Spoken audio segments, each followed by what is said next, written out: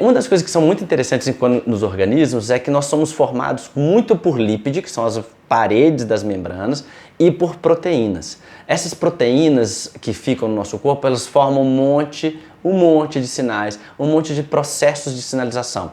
Então, comunicação entre células e o jeito que as células funcionam exigem muito, elas envolvem muitas proteínas. Como que essas proteínas são formadas? Através de uma transcrição, ou seja, através da tradução do que está escrito no DNA. Bom, mas significa que nós somos o DNA? Não. O DNA é uma receita, é um livro. Então esse livro ele precisa ser lido. O livro, se não for lido, ele não vai dar nada. Então a gente precisa de leitura desse livro. Então o DNA ele forma folhas com informações e aí através de toda uma maquinaria com RNA mensageiro, aqueles famosos RNA mensageiro, RNA transportador, RNA ribossômico, isso vai fazer com que tenha produção de proteínas. Então quando a gente olha na membrana das células, lotada de proteínas. Então, pensando dessa forma, que essas proteínas vão fazer que esses neurônios se conectem, que esses neurônios se comuniquem, que esses neurônios mandem hormônios, esses hormônios vão comunicar com uma parte gigante do seu corpo, que o esqueleto, todo o citoesqueleto que vão formar circuitos neurais são formados de proteínas, não dá para ignorar. O DNA participa bastante do nosso corpo, participa bastante do nosso cérebro e da formação dos circuitos neurais e, obviamente, do nosso comportamento, das nossas emoções, essa coisa toda. Mas aí você pode me perguntar de novo, mas então quer dizer que o DNA é tudo? Óbvio que não. De novo, como é que eu vou fazer a leitura do livro do DNA? Então tem todo um processo que ele acontece através do que a gente chama de epigenética, ou seja, sem o ambiente não tem estímulo para formar essas proteínas. Eles até têm, é óbvio, o organismo ele vai ser formado. Mas como é que eu vou formar o circuito neural? Se o circuito neural é que está envolvido com se o circuito neural é o que está envolvido com o pensamento, já que a atividade de circuitos neurais levam ao pensamento, eu preciso da proteína, preciso do DNA para formar a proteína e eu preciso do ambiente para formar os circuitos neurais.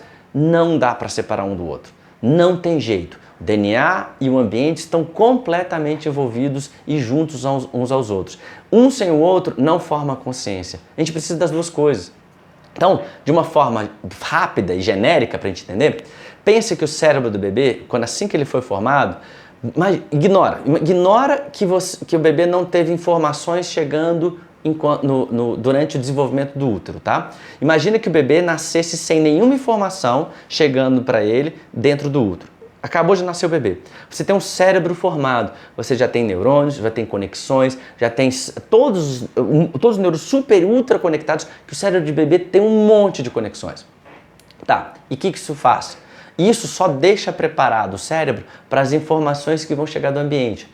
Então vai precisar dos olhos, dos ouvidos, do olfato, do paladar, do tato. Isso tudo vai fazer o quê? Com que o cérebro seja conectado.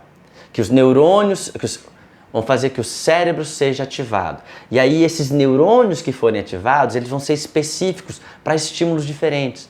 Um bebê, na hora que ele está todo com o cérebro, todo o córtex motor formado, na hora que ele mexe a mão para um lado e para o outro, o movimento da mão é que ativam circuitos específicos.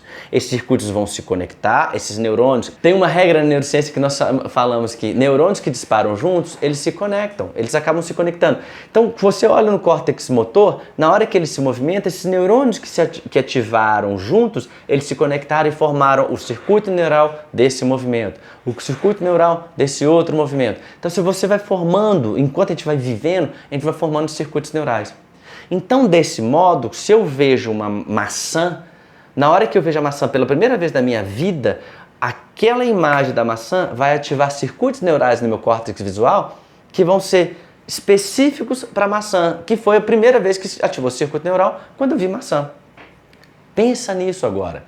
Eu preciso das proteínas, do DNA, para que sejam formados circuitos neurais. Mas esses circuitos neurais só vão ser específicos se tiver ambiente. Não dá para separar. O ambiente e o DNA fazem parte dos nossos pensamentos, dos nossos afetos, da nossa consciência e de toda a nossa cognição quando a gente vai pensar, quando a gente vai levar a emergência de uma imagem mental. Sem o neurônio, sem a proteína, não vai ter ativação do circuito neural. Sem o ambiente, não vai formar circuito neural específico. Então precisa dos dois.